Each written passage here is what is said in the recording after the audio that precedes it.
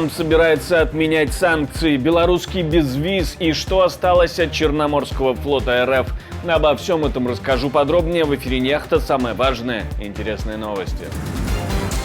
Совет безопасности ООН под председательствованием Лаврова. Что было главной целью его проведения? Мне кажется, он усвоил наши аргументы.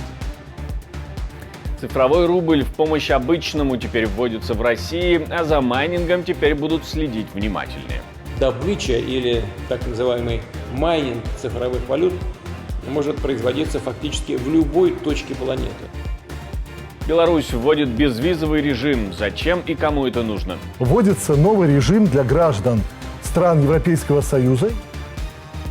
Спасибо, что смотрите, спасибо за доверие. Не забывайте ставить лайки, оставлять комментарии. Не забывайте подписываться на канал и про кнопочку «Супер спасибо» тоже не забывайте, ведь так вы можете нас поддержать. Поехали. Трамп против санкций. На вопрос журналиста Bloomberg о том, пойдет ли он в случае избрания президентом на отмену санкций против РФ или ослабление их ради прекращения войны, Трамп согласился. С санкциями мы вынуждаем всех уйти от нас, поэтому я не люблю санкции. Я нашел их очень полезными с Ираном. Но с Ираном санкции мне были не так уж и нужны. Я сказал Китаю, что и Россия находится в похожем положении. Но тогда, когда Дональд Трамп работал в Белом доме президентом, он как раз не захотел эти санкции снимать. К тому же он ввел дополнительные против Северного потока-2. Но сейчас говорит, что если у Америки будет умный президент, Китай, Россия и КНДР не будут ее врагами. Мы поговорили о том, будет ли Трамп отменять санкции против РФ или это только предвыборные манипуляции, с политологом Олегом Саакяном. Я не думаю, что Трамп настроен снимать санкции против России просто так. Конечно, он хочет оставить этот инструмент влияния для будущих переговоров, и на самом деле он просто хочет расширить для себя сейчас пространство инструментов, которые лежат на его столе, и по минимуму ограничить себя в них.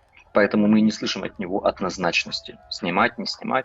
Он всячески обтекаемо обходит тему конкретики. Ведь Трамп кандидат, которому необходимо получить голоса избирателей, и Трамп, который президент, это могут быть достаточно разнящиеся между собой политические личности и сущности. Поэтому он всячески старается сейчас выиграть симпатии избирателей и оставить для себя как можно более широкое поле маневра. Безусловно, Трамп попробует подойти к снаряду российско-украинской войны и попытаться ее быстро завершить. Но на сегодня все говорит о том, что эта попытка не увенчается успехом. Война себя не исчерпала ни на поле боя, ни в геополитическом разрезе. Ни международное право себе еще не вернуло достаточную силу для того, чтобы принудить агрессора к отказу от своих амбиций. Ни военная ситуация на сегодняшний день не склонилась ни на сторону России, ни на сторону Украины для того, чтобы дипломатия закрепила капитуляцию одной из сторон. В ВМС Украины посчитали, сколько российских кораблей они уничтожили. Спикер военно-морских сил ВСУ Дмитрий Плетенчук на брифинге говорит, что всего уничтожено 28 кораблей, если учитывать подводную лодку «Ростов-на-Дону», 3 носителя крылатых ракет, подводная лодка, 2 новых корабля, новейших «Аскольд» и «Циклон» от флагмана, который был ракетным крейсером, и заканчивая ракетными катерами, которые предназначены для переброски небольшого количества десанта и патрулирования, такие как «Раптор», «Серна» и «Тунец». Путин подсел на крипту. Говорит, давайте быстрее начинать пользоваться цифровым рублем.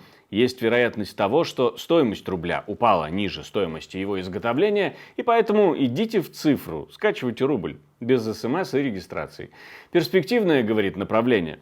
Отдельный вопрос касается так называемых криптовалют. Они не являются денежными единицами в обычном понимании, но все чаще используются в мире как средство платежа в международных расчетах. В свою очередь, добыча или так называемый майнинг цифровых валют может производиться фактически в любой точке планеты, но для этого требуется много электроэнергии. По оценкам Минэнерго, в России ежегодно на эти цели расходуется 16 миллиардов киловатт-часов. То есть почти 1,5% общего потребления электроэнергии в стране. В Иркутской области, в Бурятии и Забайкальском крае, говорит, майнят больше всего. И говорит, нужно регулировать и как можно быстрее запускать цифровой рубль. 12 банков примут участие в запуске деревянного цифрового. Ну а мы напомним, что в России открываются курсы компьютерной грамотности для пенсионеров.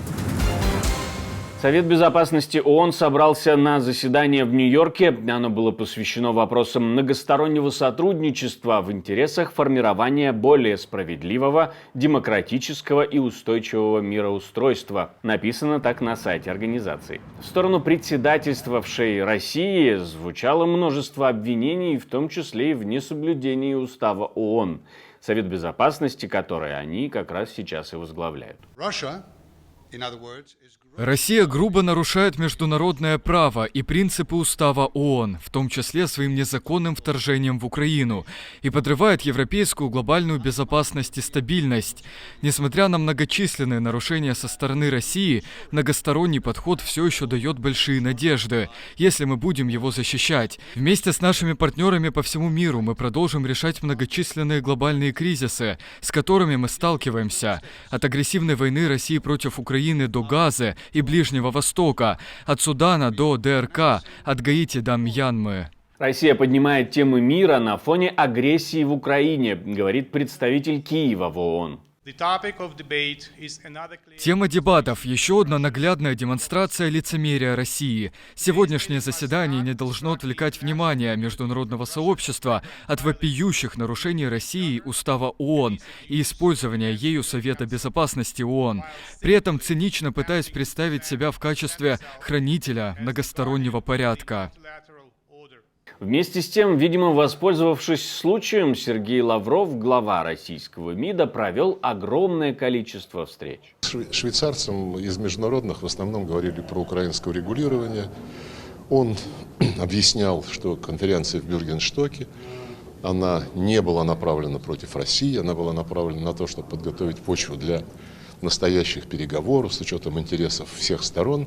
Ну, мы ему объяснили, вежливо, конечно, что эта конференция в Бюргенстоке, она была такой промежуточной кульминацией процесса, который был начат в поддержку формулы Зеленского. Мне кажется, он усвоил наши аргументы. Аргументы усвоил, видимо, и глава венгерской дипломатии Петер Сиярто, который тоже пришел к Лаврову. Здравствуйте. Можно? Можно. Привет. Можно? Да, привет. Привет, рада снова видеть. Поздравляю с выступлением. Да, спасибо вам. Прошу. Не стала ли эта встреча продолжением начатой венгерским премьер-министром в Москве риторики или договоров?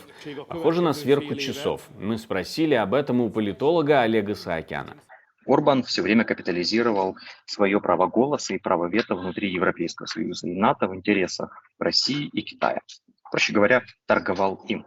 У него замечательные отношения с Трампом. И он хотел бы торговать этим голосом и перед Трампом, быть его любимой женой в Европе. Но беда. Трамп и Си Цзиньпин будут отчетливыми соперниками, и, соответственно, он не сможет усидеть на двух стульях. Только если он не становится посредником. И тогда он может балансировать на многих стульях. И с Россией, и Европой, и Китаем, и Соединенными Штатами, имея хорошие контакты со всем диктаторским крылом и Трампом. Но, тем не менее, ему необходимо сейчас, чтобы Путин не отверг полностью роль Орбана. И, собственно, об этом, я думаю, что дискуссия с Лавровым и происходила. Что, окей, сейчас никаких посредничеств не будет, но в целом дайте мандат на то, чтобы его продать Трампу, что я могу сидеть на многих стульях. Для Орбана это выживание. Беларусь вводит безвизовый режим со странами Евросоюза и не только. Министерство иностранных дел республики решило пойти на странные меры в ответ на, как они считают, необоснованные ограничения со всех сторон. Лукашенко, говорят в МИДе, тоже не против. Президентом сегодня это предложение было поддержано. И я рад нашим коллегам и партнерам из стран ЕС сообщить, что с 19 числа 8 утра вводится новый режим для граждан стран Европейского Союза и иных европейских стран, для которых до настоящего времени действовал визовый режим, безвизовый порядок въезда через железнодорожные автомобильные пункты пропуска в Республику Беларусь на срок до 30 суток. Этот визовый режим будет действовать до 31 декабря 2024 года, как вы знаете, такой же режим у нас действует для граждан Польши, Литвы и Латвии. То есть тогда, когда наши ближайшие соседи закрываются и делают всевозможные препоны для развития трансграничного сотрудничества, контактов между людьми, что, с моей точки зрения, является грубым нарушением всех имеющихся конвенций в рамках ОБСЕ, Совета Европы, Европейского Союза. Мы, тем не менее, наоборот, показываем свою открытость, желание показать свою страну международному сообществу. Приезжайте, смотрите. И, может, повезет, в тюрьму не сядете. Кто решится только воспользоваться таким невероятным предложением?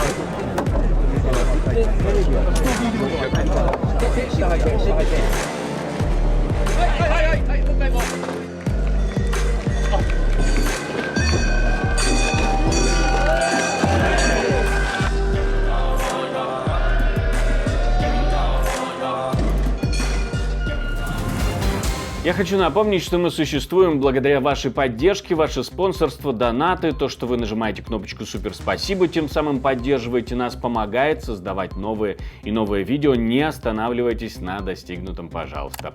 Ставьте лайки, оставляйте комментарии, подписывайтесь на канал, все это непременно очень важно. Ну а у меня на этом все. До встречи и хороших вам новостей.